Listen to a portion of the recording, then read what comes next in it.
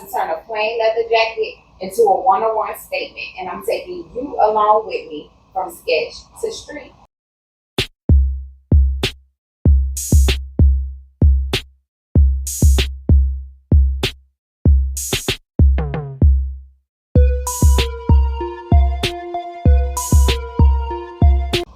Hey girl, it's Nisha so Gaudy, your edgy, funky, and a little bit extra fashion best friend.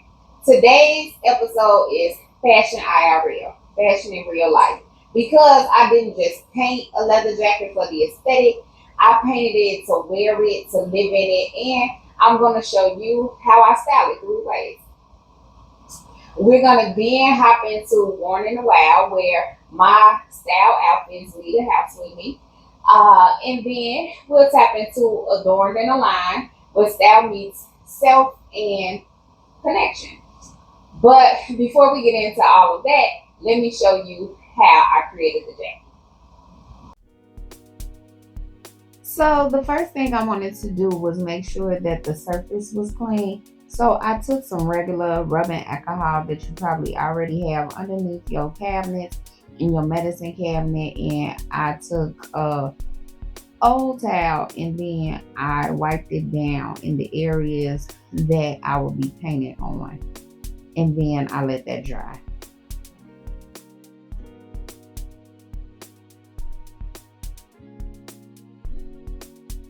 After letting that dry for about 10 minutes, I took my chalk, just some regular chalk that I picked up at Amazon, the kind that we used to write on the chalkboards with at school. And then I began to sketch my name onto the jacket in the places that, in the area that I wanted it. I don't know if you can tell, but there are natural lines in the jacket. I probably would have made the lettering larger had those lines not been there, but they were actually kind of helpful because I was able to use them as a guide. So it's important to recognize that not all jackets are going to be the same, but work with the jacket and not against it.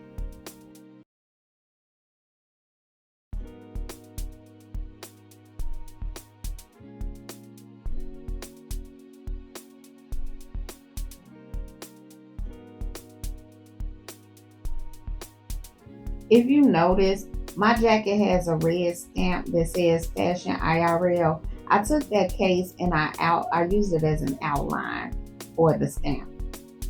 And just as soon as I made that outline, I realized that it was a bit too big.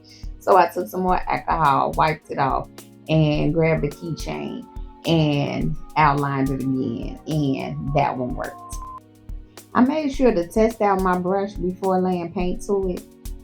Wanted to show you what it looks like from another angle before I started with the paint. And my bad, y'all, because I forgot to press record again when I painted the first layer. But I was sure to apply the coat on very thin at first because I knew I would be going over it again, and I didn't want the paint to be too thick. So slow and easy. All you're gonna need is 2 coats. So you see me just tracing over what I did the first time with the white paint, and then I'll do the same with the stamp with the red paint.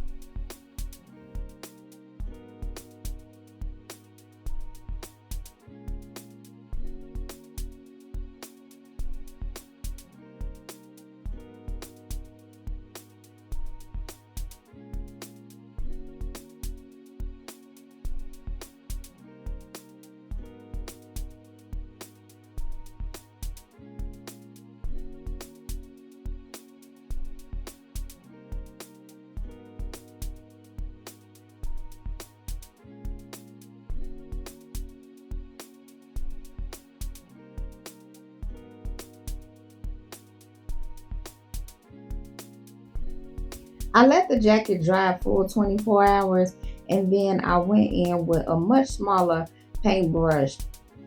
This paintbrush was like the smallest one in the pack, and I sketched the outline of the words Fashion IRL with a pencil, and then I just traced over it with the black paint.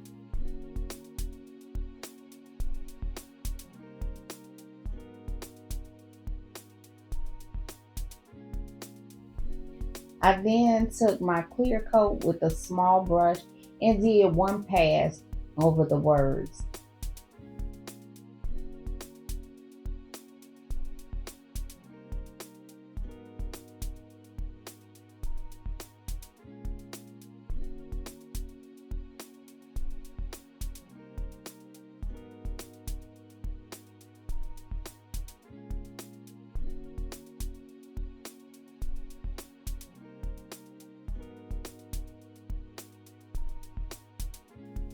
Coming up is the finished product, and let's get into styling the looks.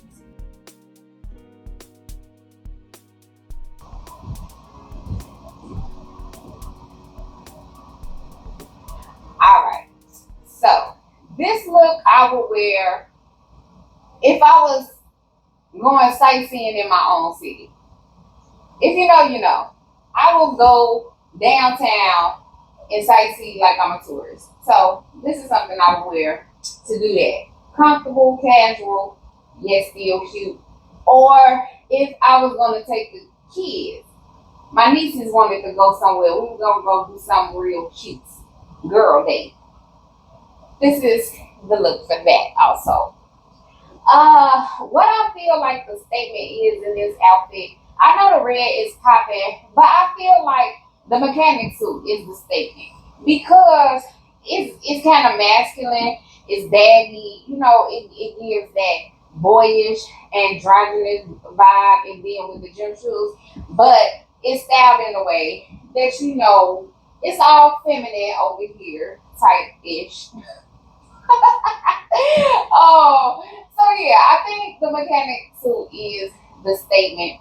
And then I kind of kept the details all in one area. I put on some oversized statement silver earrings, and then a kind of bold statement cross necklace. And that's something I kind of really don't do often is I try not to put too many statements right next to each other. In my earrings are big. A lot of times I won't wear a necklace. But when I held it up to it, I'm like, okay, this is cute. But so that's the reason I didn't put any rings or bracelets on. I'm like, I'm doing enough up here. So, as far as the formula goes, I feel like the gym shoes ground the look. It lets you know that this is a comfortable, casual look. Because even though this is a mechanic suit, I think the pinstripes and the fit of it is not like tight like a cat suit. It could be worn to work or any other casual setting. But the gym shoes ground a look. Also, I feel like it's an easy outfit. Because we see guys with this on, but when we wear it, then it becomes unique because we are not wearing it in its original intended form. We wear it to be stylish, to make a statement. And then let's not forget the signature layer. So that's another intentional part of the fit formula. So overall, I feel like this look is giving city confidence with a custom stamp. Now, on to look number 2.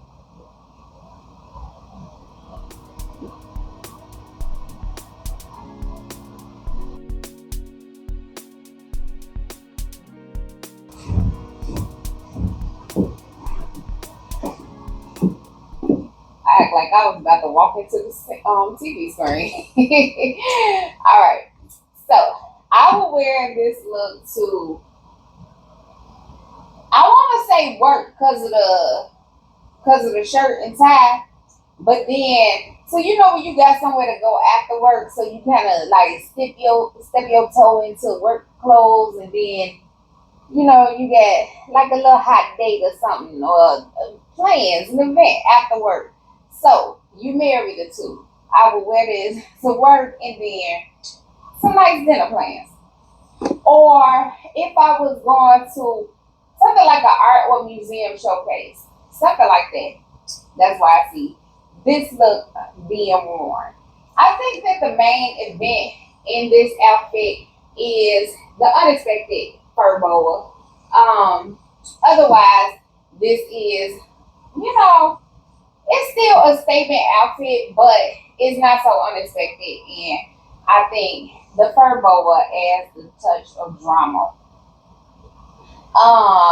As far as the accessories, I wanted to accentuate the red and gold in this purse by putting on these circular earrings. I actually made these earrings too. I didn't do so bad if I do say so myself. I thought I was gonna be trying to sell them, but when I made them, I said, "Not a chance in hell. I keep on doing this." But anyway, so I got the red earrings to match the purse, and then people with the circular thing, I put on a gold circular ring. So not too much on the accessories, saying a lot and a little at the same time. As far as the fit formula, it's a classic black and white with tie attire. Played up a little bit because of the boa and the drama in the bottom of the pants, the bell bottom. Then the color pop, which I think is always nice when doing a classic look because it adds personality. Then the texture interruption. So it would have been, just regular textures, but the boa added a little, something to play with. So overall, I feel like this look is giving polished rebellion, but a mistakenly her.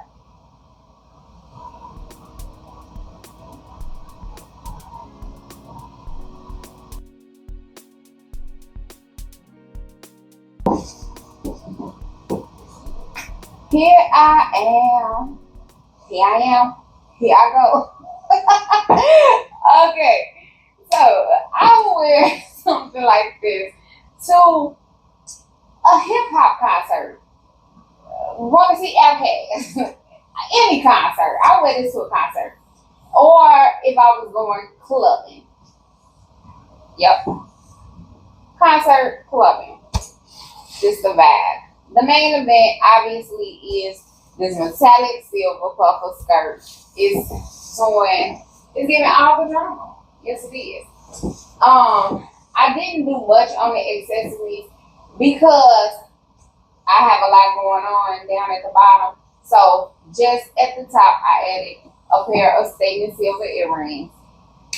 As far as the fit formula goes, the color echo. Well, not the color echo, but the texture echo. So the texture is repeated in the puffer, the silver metallic puffer is repeated in the purse and in the skirt, and then the color pop, which is the pop of red that's on the shoes that's being mimicked again in the graphic tee. And then the juxtaposition between the silver metallic skirt and the red leather, especially being right next to each other, I think it makes a bold statement without doing too much. Yep. So overall, I feel like this look is giving art piece, conversation starter, but no explanations given.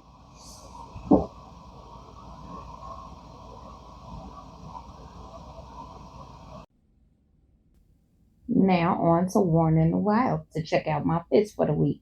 Of course, I'm going to work, and so on Tuesday, this is what your girl had on. I wanted to be warm first of all because it's chilly here, and it's also a bad hair week, so I have on a hat every single day of the week.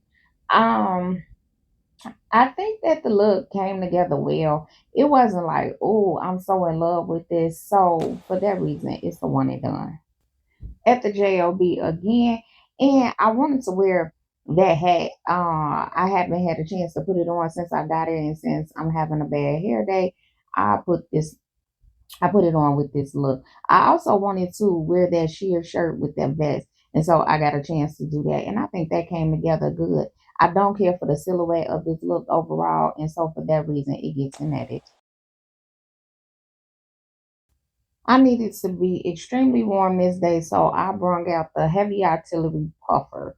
Um, I think the look was decent. I love the coat and the boots together. The outfit was cute in theory and cute when I tried it on, but I've done it, been there, done that. It's a one and done. So I'm at the hair salon and I wanted to be comfortable, so I threw on a jogger set and I needed to be warm because it's freezing outside. So I threw on a full length mink. I also wanted to be comfortable because I had running around to do. I needed to run and get me something to eat and then also go to Goodwill, which transitions us nicely into Adorned and Aligned. This is Adorned and Aligned, where getting dressed is a way of self-connecting. So this week, I noticed that my closet was becoming way too cluttered. I had an overflow of clothes, like in every area, in the shirts and the shoes and the sets, just everywhere. I've been shopping, but I've also been intentional while shopping. I've picked up accessories, purses, shoes, since my last closet cleanup, and I hadn't really found a permanent home for those things because I hadn't moved anything out.